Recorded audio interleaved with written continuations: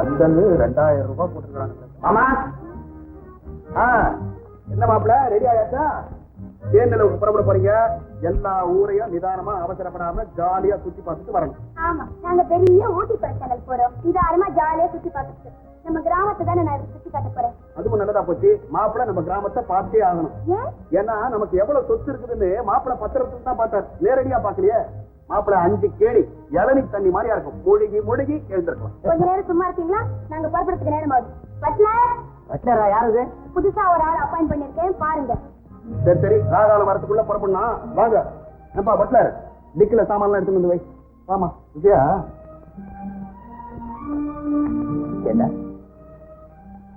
என்ன சித்திரவதை பண்றதே முடிவு செஞ்சுட்டியா?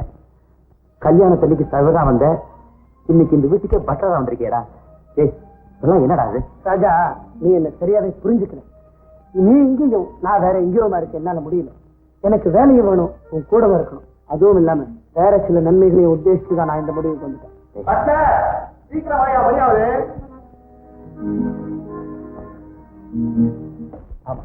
ஹைதராபாத் பார்ட்டி சப்ளை இன்க்ரீஸ் பண்ண சொல்லி சொல்லியிருக்காங்க. அதனால இனிமே ஒரு ஷிஃப்ட் அதிகமா ஒர்க் பண்ணுது. ஓகே. என்ன புதுசா வேலையில சேர்ந்த ஒரு ஒர்க்கர் வேலையில சேர்ந்து 4 நாள் கூட ஆகல, ஒழுங்கா வேலை பார்க்க மாட்டேங்கிறான். வேலை கூட்டு கண்டிக்கிறதுக்கு அவரையும் எடுத்து போய்க்கா.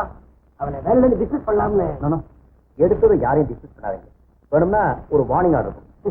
வார்னிங்கெல்லாம் பயப்படா தெரியல, ரொம்ப அரகண்டா பிக்கப் பண்றான் சார். ஆல்ரைட், எனக்கு நான் பேசுகிறேன். ஹலோ, அடடே மணி ஐயரா, குட் மார்னிங். Good morning. என்ன எல்லாம் பர்ஃபெக்டா வந்து சார், கவலைப்படாதீங்க. கெட்டியார கேட்டு சொல்லுங்க. Okay, thank you.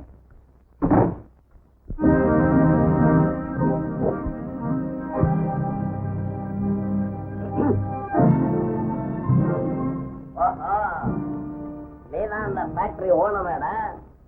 யாரோ சிங்கப்பூர்காரன் பெரிய கோடீஸ்வரன் மட பசங்க எல்லாம் பேசிக்கிட்டு இருந்தானே, அது நீதானே? என்னடே நேற்று வரைக்கும் அண்ணா காவடி பையன் திடீர்னு இந்த சீட்ல வந்து உட்காந்துருக்கு. இந்த ஃப்ராட் எத்தனை நாளா நடக்குது? சத்தம் போடாத, ஒழுங்கா பேசுவா. என்ன பார்த்து சத்தம் போடாதடான்னு சொல்றியா? ஏண்டா சத்தம் போடாம நீ வந்து இங்க உட்காந்துக்கிட்டு சுகமான வாழ்க்கையை அனுபவிக்கிற? என்னடா பாக்குற, புரியலையா? எங்கேயோ கடந்த அநாத பயலை எடுத்து வந்து எங்க அப்பா இருந்ததெல்லாம் வித்து உன்னை படிக்க வச்சு ஒரு நல்ல ஆளா உருவாக்குனார் பாடுற. அதனாலதான் நீ இந்த சேர்ல உட்காந்துருக்க. உனக்கு காட்டின அதே அக்கறையை எங்க அப்பா எனக்கு காட்டியிருந்தா இந்த சீட்ல நீ உட்கார முடியாதுடா. நான் தான்டா உட்கார்ந்துருப்பேன். என்ன என்னடா செய்ய சொல்ற? நீ இப்ப அனுபவிக்கிறியே இந்த படாடோபமான வாழ்க்கை, அதுல எனக்கு பங்கு கொடுன்னு கேக்குறேன். கொடுக்கலன்னா? கொடுக்கல என்னவா? நீ யாரு? இவன் ஒரு அநாத பய, ஹோட்டல் சப்ளையர். இவன் கோடீஸ்வரன் கிடையாது, பிச்சைக்கார பய அப்படின்னு உன் பூர்வீகத்தை எல்லாரும் முன்னாடி போட்டு உடைச்சிடுவேன். என்ன பிளாக்மெயில் பண்ண நினைக்கிறீங்க? என்னை பத்தி சொன்னா எங்க என்னுடைய பழைய வாழ்க்கைக்கு நான் போயிடுவேணும்னு பயப்படுறேன்னு நினைக்கிறியா? எனக்கு அந்த வாழ்க்கை ரொம்ப பழக்கப்பட்டு போச்சுறேன். நான் இந்த இடத்துக்கு வந்ததே என்னை வளர்த்து ஆளாக்கின அந்த தெய்வத்தை சந்தோஷமா வச்சு காப்பாற்றணும் தாண்டா. ஆனா அந்த தெய்வம் என்கிட்ட எந்த உதவியும் வாங்க மறுத்துருக்கிறா. சரி முத்து, நான் சொல்றபடி நீ செய்ய தயாரா இருந்தா நீ கேட்கிற அளவுக்கு நீ எவ்வளவு பணம் கேட்டாலும் நான் கொடுக்க தயாரா இருக்கேன். பணமா? என்னடா செய்யணும் சொல்ற? பெற்ற பிள்ளை செய்யற உபச்சாரத்தை எந்த தரப்பனும் மறுக்க மாட்டாங்க. அதனால நான் கொடுக்கிற பணத்தை உங்க அப்பாவுடைய நல்வாழ்வுக்கு நீ பயன்படுத்தினா என் தெய்வத்துக்கு செய்கிறவங்க நிறைவுல நீ எவ்வளவு பணம் கேட்டாலும் நான் கொடுக்க தயாரா. அப்பாவை சந்தோஷமா வச்சுக்கணும், அவ்வளவுதானடா? சரி, ஜாம்ல வச்சுக்கிறேன். அட்வான்ஸா ஒரு 10,000 ரூபாய் மட்டும் கொடுறா. எங்க அப்பா நான் எப்படி வச்சுக்கிறேன் பாடுறா கூட.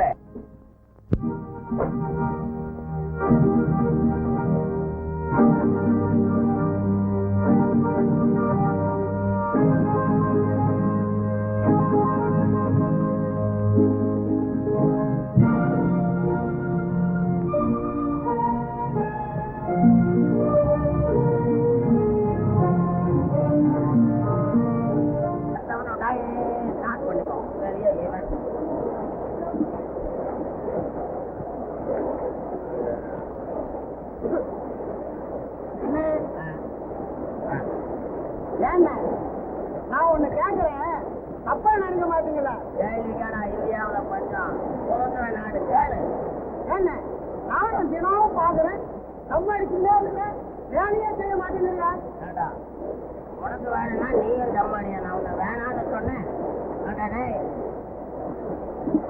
நீயும் காப்பி கொடுக்க வேணாம். பட்டா பிடிக்கிறவனுக்கெல்லாம் வாழ்வு எப்படி தெரியுமா வந்திருக்கு இந்த நாட்டுல. ஒருவேளை நீயும் ஒரு நாளைக்கு முதலாளி ஆனாலும் ஆயிடுவேன். டேய், நியாயப்படி நான் தாண்டா இந்த ஃபேக்டரிக்கு ஓனர் ஆகணும். என் பேட் சைட் இந்த யூனிஃபார்ம்ல இருக்கேன்.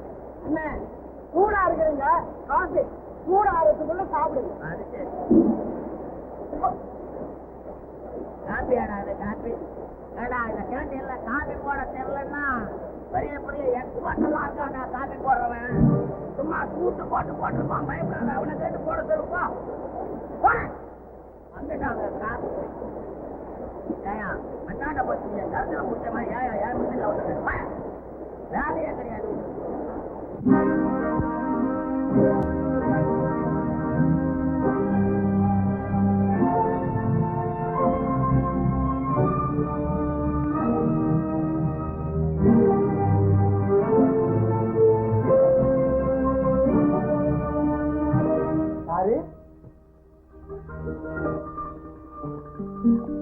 சாப்பாடு கொண்டாந்துருக்கேன்.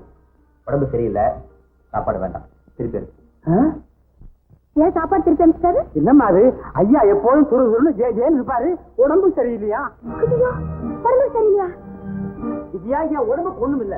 ஒண்ணு இல்ல, ஏன் சாப்பாடு திருப்பி அனுப்பிச்சீங்க? லேசா தலைவலி அவ்வளவுதான். உங்களுக்கு தலைவலியா? தலைவலி எடுத்துட்டே வேலை செய்யுங்க. எழுந்துருங்க, டாக்டர் போகும். என்ன விடு, வேலை செய்ய விடு. பாருங்க, உங்களுக்கு ஒண்ணும் தெரியாது, நான் சொல்றத கேளுங்க. எழுந்துருங்க, முதல்ல டாக்டர்.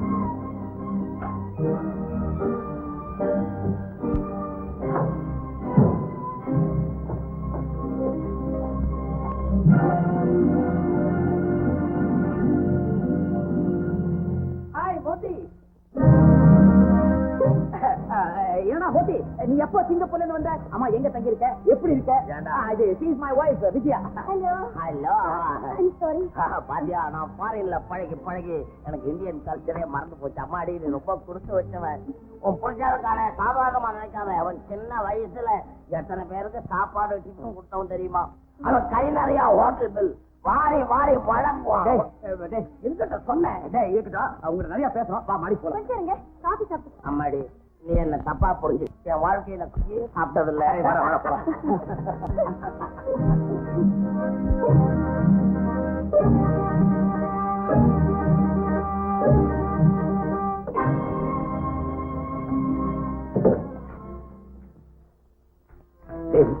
ஏண்டா வீட்டுக்கு வந்த? நீ வாழ்றிய இந்த குபேர வாழ்க்கை, மாட மாளிகை, கூட கோபுரம் இதெல்லாம் பறிச்சுக்கிட்டு போலான்னு வந்தேன். போடா பைத்தியக்கார, நீ என்னதான் கொடி கட்டி வாழ்ந்தாலும் அதை பத்தி எனக்கு கவலை இல்லடா. இன்னும் எதுக்காக இங்க வந்த? எல்லாம் பணத்துக்கு வேண்டாம். 10,000 ரூபாய் அதுக்குள்ள செலவழிச்சியா? அட பாவி, நீ எங்க அப்பாவை என்ன சாதாரண வறுமையிலேயே விட்டுட்டு வந்தேன். அவர்கிட்ட இருக்கிறதெல்லாம் சுரண்டிக்கிட்டு அவரை அம்போன்னு ஓட்டாண்டி ஆகிட்டு வந்தியடா. அதுக்கு இந்த 10,000 ரூபாய் எந்த மூளைக்குடா? அவர் இப்பதான் சந்தோஷமா வயிறார சாப்பிடுறாரு. மகன் சம்பாதிக்கிறானேன்னு பூரிச்சு போறாரு. ஆப்பிளா சாப்பிடுறாரு, ஆரஞ்சு ஜூஸா குடிக்கிறாரு. இந்த உண்மையா சொல்ற? அதை சௌக்கியமா இருக்காடா, சந்தோஷமா இருக்காடா? டேய், அவர் சந்தோஷமா இருக்காருன்னு கேள்விப்பட்டவன எவ்வளவு சந்தோஷப்படுற நீ. அப்ப இன்னொரு 10,000 ரூபாய் கொடு. எங்க அப்பாவை சும்மா ஜாம் ஜாம்னு பாத்துக்கிறேன். சரிடா, அவர் சந்தோஷத்துக்காக நீ எவ்வளவு பணம் கேட்டாலும் தர. ஒரு ஆறு மட்டும் ஏன்டா பிச்சைக்கா இருக்கு? உனக்கு எப்ப பணம் தேவைப்பட்டாலும் ஆபீஸ்க்கு வந்து வாங்கிக்கிறேன். தயவு செஞ்சு வீட்டுக்கு மட்டும் வராது. இடம் எதுவா இருந்தா எனக்கு என்னடா, எனக்கு தேவை பணம் தானே.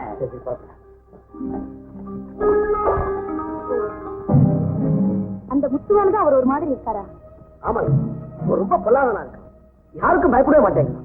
நான் அவனை கண்டிக்கிறதுக்கு என்ன தூக்கி பேசிட்டா? அப்படியா? ஆமாங்க, இதை பத்தி சார்கிட்ட ரிப்போர்ட் பண்ணேன். அவரு உடனே ஒரு கூப்பிட்டு வச்சு பேசுறாரு. என்ன சொன்னானோ ஏது சொன்னானோ அதுல இருந்தா சார் ஒரு மாதிரியா இருக்கு. இதை பத்தி நான் அவர்கிட்ட பேசுறேன். இந்த ஃபைலு சார் கையெழுத்து போடணும். இதை வச்சுட்டு போங்க. கையெழுத்து வாங்கி ஃபைல் ஆஃபீஸ் அனுப்புங்க. தேங்க்யூ, அப்ப நான் வரேன்.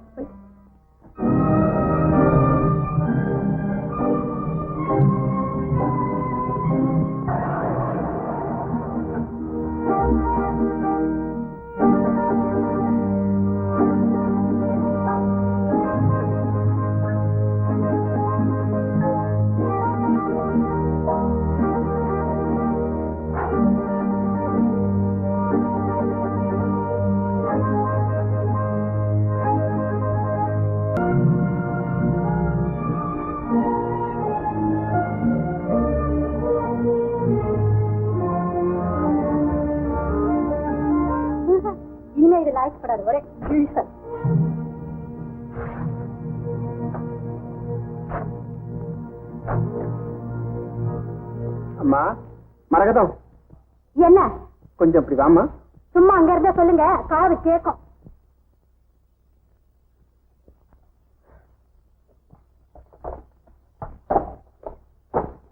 அம்மா. என்ன சும்மா தன இல்ல, உங்ககிட்ட ஒரு விஷயம் கேட்கலாமான்னு. கொஞ்சம் இப்படி வரையாமா. என்ன சொல்லுங்க. கேட்கறேன்னு வித்தியாசமா நினைச்சுக்கிறமா. இப்படி விலை உயர்ந்த புடைகளை வாங்கி எடுக்கிறீங்க, தாம்பிகமா செலவு பண்றீங்க, இதுக்கெல்லாம் ஏது பணம்? என் புருஷன் சம்பாதிக்கிறாரு, நான் செலவு பண்றேன்.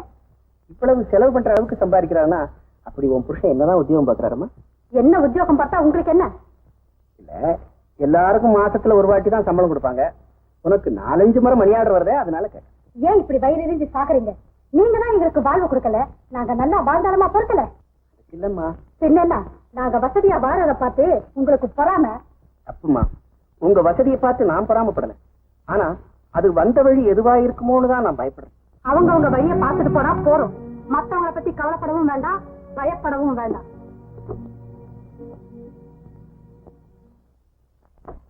ஏறிடும் கூட்டத்தை ஏற்றிவிட்டு அந்த ஏணி இருக்கும் அம்மா, அது ஏறுவதில்லை அம்மா. ஏறிடும் கூட்டத்தை ஏற்றிவிட்டு அந்த ஏணி இருக்கும் அம்மா, அது ஏறுவதில்லை அம்மா.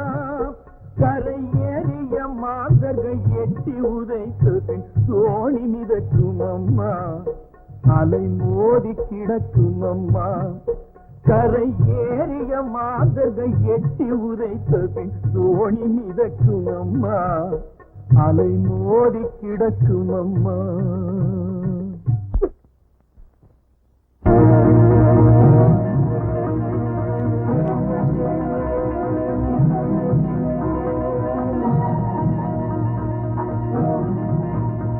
மேனேஜர், யாரோ ஒருத்தவங்க கிட்ட ரொம்ப தகராறு பண்றா நீங்களே, யாரவன்? முத்து.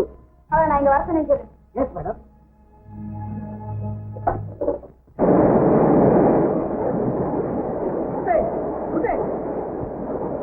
மேனேஜரா எங்க வந்த? முதலாளி கூப்பிடுறாங்க. போய் சொல்லாம சொல்லு. என்ன முதலாளி கூப்பிடுறாரா, முதலாளி அம்மா கூப்பிடுறாங்களா? இல்லையா, ஆச்சரியமா இருக்கு. ஏயா, அம்மா கூப்பிடலாம் எப்படியா தெரியும்? உன்ன மாதிரி அஞ்சாவது போட்டவெல்லாம் இங்க இருக்கிற வரைக்கும் எனக்கு தெரியாம இருக்கு. எதுக்கு அனாவசியமாச்சு? அம்மா தான் கூப்பிடுறாங்க, சரியா இல்லையா? இந்த ஃபேக்டரிக்கு எத்தனை முதலாளி? எனக்கு ஒழுங்கா சம்பளம் கொடுக்கறது முதலாளி தான். அவரு கூப்பிட்டாவே நான் ஒழுங்கா போக மாட்டேன். இந்த அம்மா கூப்பிட்டா நான் வந்துருவேன்னு நினைக்கிறியா? போனே.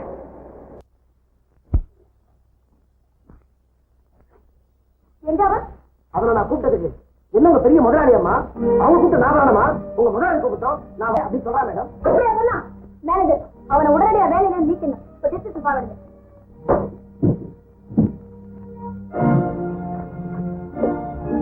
இன்னொரு கைது போடுங்க. விஜயா, நான் சொல்றேன். என்கிட்ட ஒண்ணும் பேசாதீங்க, நான் சொல்றது கேளுங்க. இப்ப இது என்னோட கௌரவ பிரச்சனை. விஜயா, அது இல்ல. என்னது அது இல்ல? அவன் முக்கியமா இல்ல நான் முக்கியமா உங்களுக்கு? கைது போடுங்க.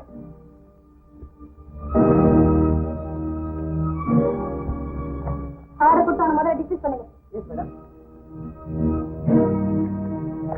பாத்தியாடா, உன் கையெழுத்தாலேயே என் தலையெழுத்த நிர்ணயம் பண்ணியிருக்கா பொண்டாட்டி. புரியல? என் டிஸ்மிஷல் ஆர்டர்ல. டேய் ராஜா, உன்னுடைய தர்ம சங்கடமான நிலைமை எனக்கு நல்லா புரியுதுடா. நீ மனமாற அதுல கையெழுத்து போடல, உன் மனைவி உன்னை போட வச்சிருக்கிறா. ராஜா, உன்னுடைய சந்தோஷமான வாழ்க்கையில நான் இனிமே குறுக்கிற தயாரா இல்லடா. ஆல்ரைட், வேலையை விட்டே நான் போயிடுறேன். ஆனா நீ தெரிஞ்சோ தெரியாமலோ எனக்கு வசதியான வாழ்க்கையை அமைச்சு கொடுத்துருக்க. அந்த வசதி கடைசி வரைக்கும் குறையாம எங்க அப்பாவையும் என் மனைவியை நான் காப்பாத்த வேணாம். அதனால நானும் ஏதாவது பிசினஸ் ஸ்டார்ட் பண்ணி என் லைஃப் செட்டில் பண்ணிக்கலான்னு இருக்கேன். அதுக்கு ஒரே ஒரு ₹1,00,000 இருந்தா கூட போதும். ₹1,00,000 கொடுத்தா இனிமே இந்த பக்கமே வரமாட்டியா? நிச்சயமா வரமாட்டேன். ஆல்ரைட், வாத்தியார நல்ல முறையில காப்பாத்துவேங்கிற நம்பிக்கையில உனக்கு இந்த பணத்தை கொடுக்கணும். இதை வச்சுக்கிட்டு இனிமேலாவது நல்ல முறையில பிழைக்கிற வழியை பாரு. தேங்க்யூடா ராஜா, உன் லைஃப ஜாலியா என்ஜாய் பண்றானே.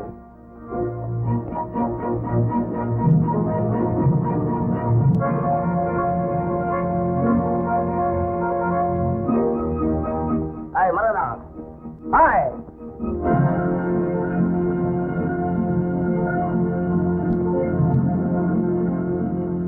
யார் நீங்க? உங்களுக்கு யார் வேணும்? எனக்கு நீ தாண்டி வேணும். யார பார்த்தா அடிபுடிங்க பல்லெல்லாம் கைட்டு ஐயா நான் தாண்டி புருஷன். அப்பா நீங்க அடையாளமே தெரியல. ஐயோ கட்ட புருஷனை போய் அடையாளம் தெரியலன்னு சொல்றாளே.